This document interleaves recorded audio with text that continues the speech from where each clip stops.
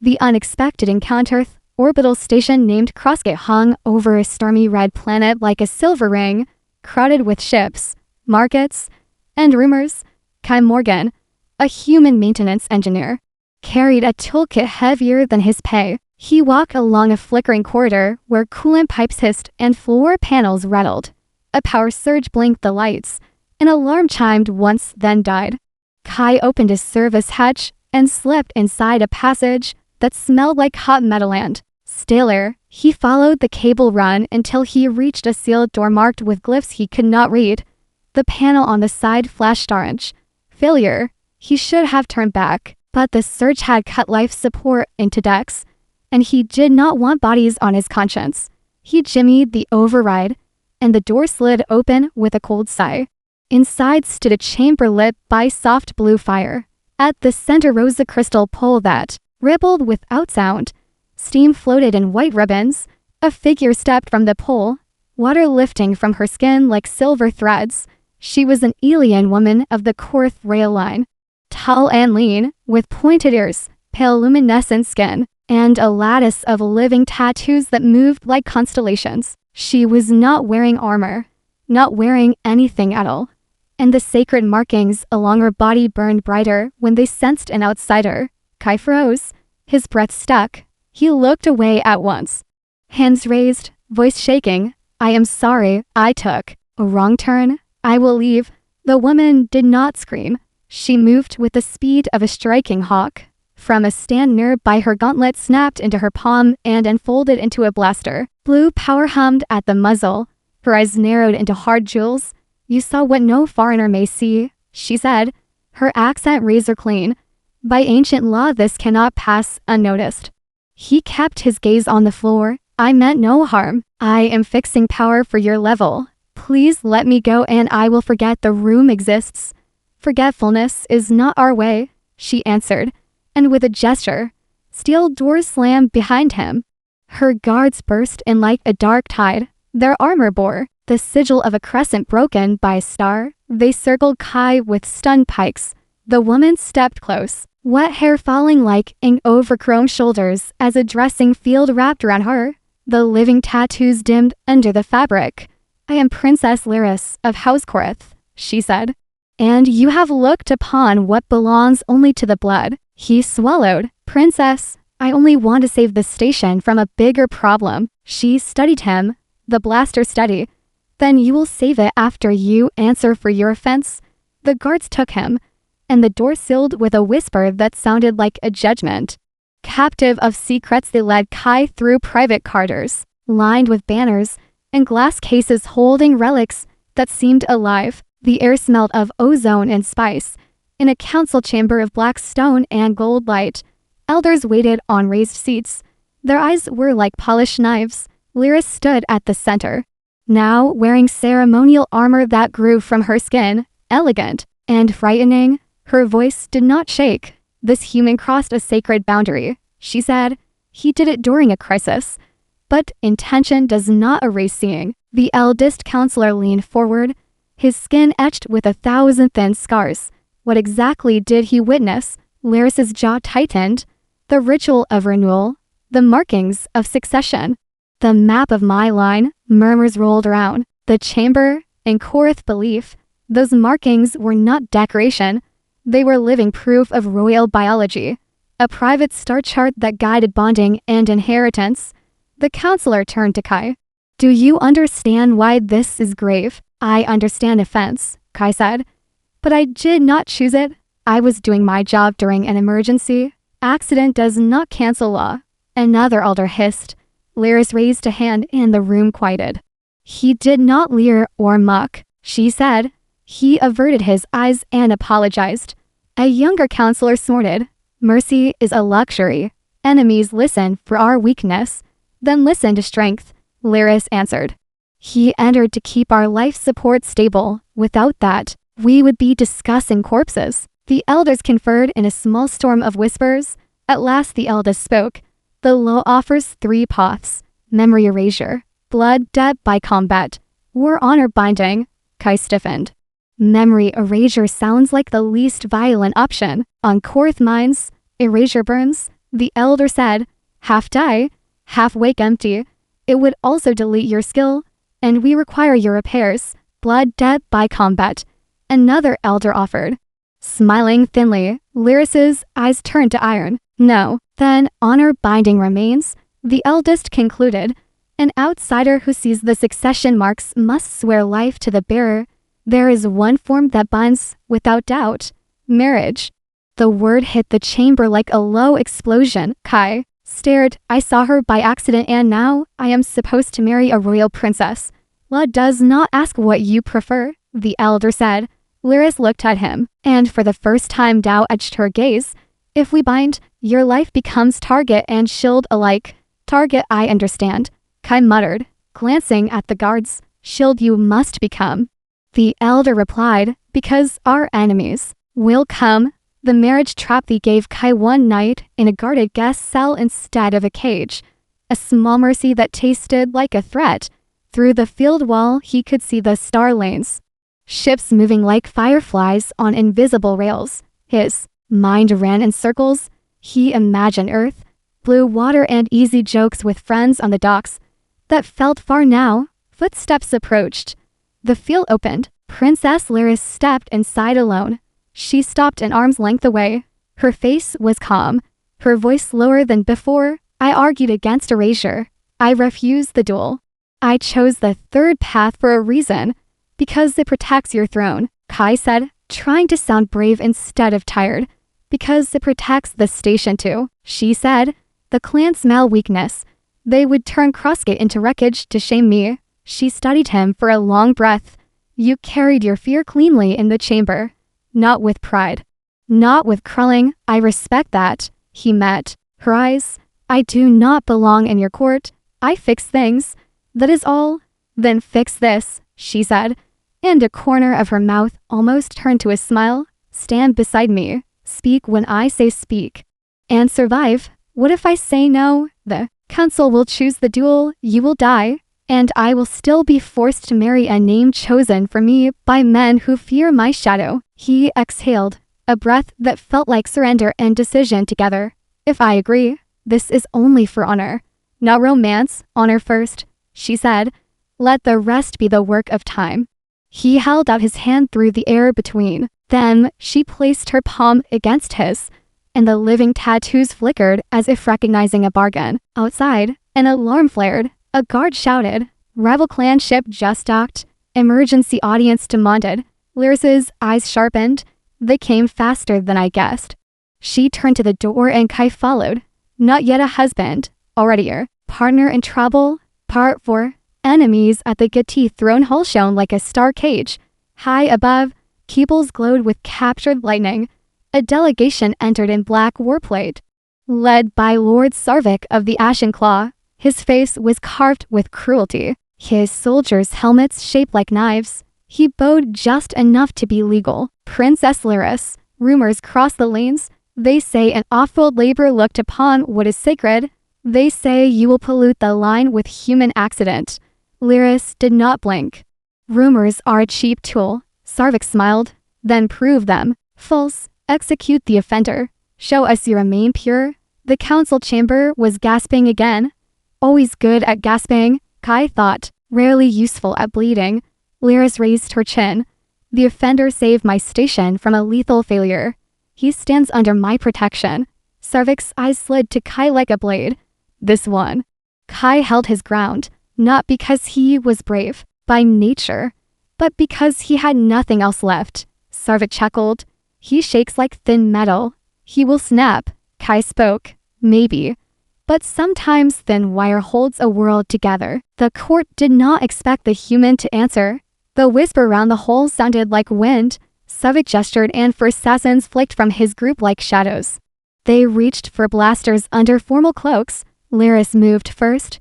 Her gauntlet unfolded and shield light blossomed around Kai like a hard rain of glass. Guards rushed. Steel screamed against steel. Power bolts burned the days. Kai grabbed a fallen guard's baton and parried clumsily. He was not a fighter, but he knew leverage. He knew timing. He swept a leg, jammed a wrist, slammed the baton into the lock of a weapon. Sparks leaped. When it ended, Two assassins were on the floor, two at the point of Korth's spears. Sarvik smiled wider. Such spirit, princess. If your human dies later in a duel, I will honor his courage. The only duel today is politics. Lyra said, and you are losing it. Sarvik bowed again, this time thinner. Then we will watch the wedding. If it happens, he left with wolves at his shoulders. The whole smelled of ozone and pride. The council had no choice now, and marriage would be proof of control. The date was set for one rotation, a speed that felt like falling. A bond and fire preparation churned like engines. Uniforms stitched themselves from smart fiber. Banners unfurled. Kitchens burst into fragrant heat. Kai trained with a veteran named Commander Rear. A scarred woman whose smile looked like a warning sign. Breathe. Stand. Keep your center, she said, correcting his stance with a tap. You are not here to win duels. You are here to stay alive long enough to fix what breaks. What will break? He asked. Everything worth saving, she answered. And for once her smile turned kind. Lyris visited between councils. She instructed him in Korath ritual steps, how to bow, when to speak, where to place his hands as the binding glyphs awakened. At first their lessons were stiff, to strangers in ornate clothing pretending to be a promise. Then came a night raid in the ventilation shafts. Sarvik's saboteurs cut power to the east. Spire, alarms howled. Lyris and Kai ran through smoke and sparks. He crawled into a conduit no Korath could fit. His hands shaking, but sure as he reconnected melt fuse lines with bypass clamps and a prayer. The lights surged back, shield grids flared to life. Raiders were trapped between forced stores and unhappy guards. When the station steadied, Lyris looked at Kai as if seeing beyond accident. You said you fix things, you fix them fast. Fear makes a good motivator, he said, then surprised himself with a laugh. She laughed too, the sound bright in the harsh quarter. Something warm between them, not romance, not yet, but trust. The first layer of any bridge worth crossing. In quiet moments, he asked about her moving tattoos. She explained that the living ink mapped lineages and resonances. It reacted to stress, to danger, to chosen bonds. Do they react to me? He asked. She held his wrist gently. The lines near her palm brightened as if answering. They do, she whispered. And did not let go quickly. Part 6, The Wedding. Of Blades, the throne hall filled with nobles, captains, traitors, and spies pretending to be traitors. The air buzzed with scent and expectation. Sarvik arrived in ceremonial black. His expression carved from arrogance. He stood with his warriors, like a shadow behind a smile. Lyris wore armor polished to a mirror shine, embedded with tiny crystals that sang when she moved. Kai wore a formal harness of tempered plates and a sash coated with Korath vows. The ceremony began with a low note from the crystal organ, a sound that felt like standing under a waterfall of stars. A priest traced arcs of light in the air. Two lines meet not by chance, but by need. He intoned, the bridge between worlds must carry weight. Kai stepped forward when signaled. He spoke the simple words they had drilled all week. I stand, I guard, I bind my work and breath to the princess. I will keep what I see and mend what I can. Lyris placed her hand on his chest. I accept the binding. I give shield and name. I ask fate to witness. The living tattoos flared like dawn. The air hummed. Then the organ note shattered. The roof lights burst to red. Explosions rolled down the west promenade. Sarvik's warriors threw aside their ceremonial cloaks and raised weapons. They fired at the dais. The first bolt splashed against Kai's half-raised shield. Commander Rear tackled him behind a pillar while Lyris leaped over the rails, moving. Like lightning, the hall erupted into a storm. Blades hissed. Power arcs cracked. Banners fell burning. Kai crawled to a maintenance plate behind the dais. He yanked it open with torn fingers.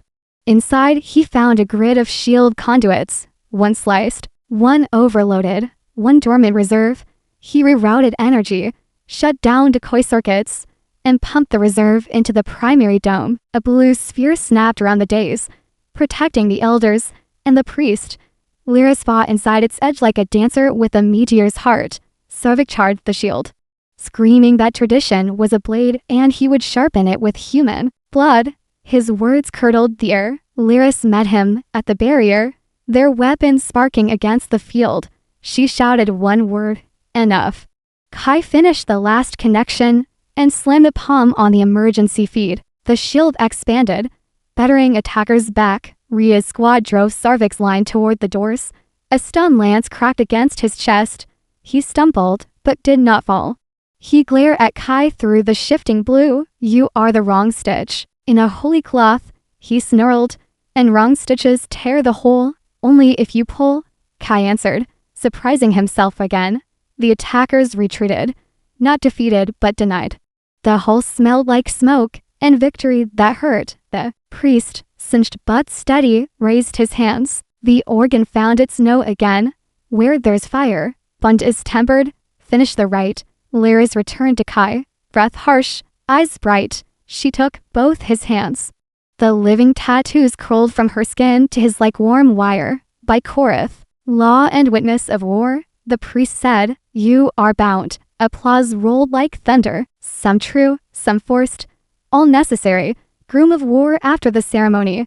The council met an emergency session. Rhea stood guard with a squad whose eyes dared anyone to try something foolish.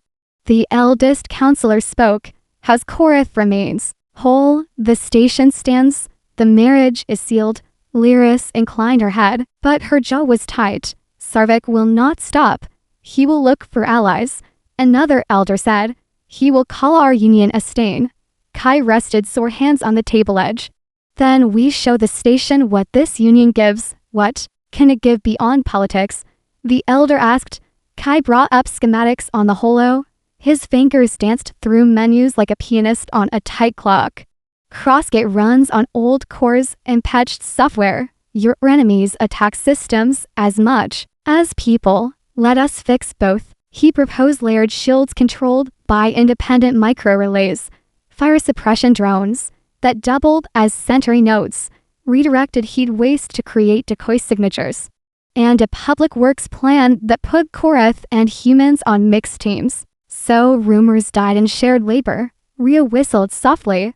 That is a lot of mending. Kai met Lyris's eyes. You asked me to fix this. I will fix it piece by piece.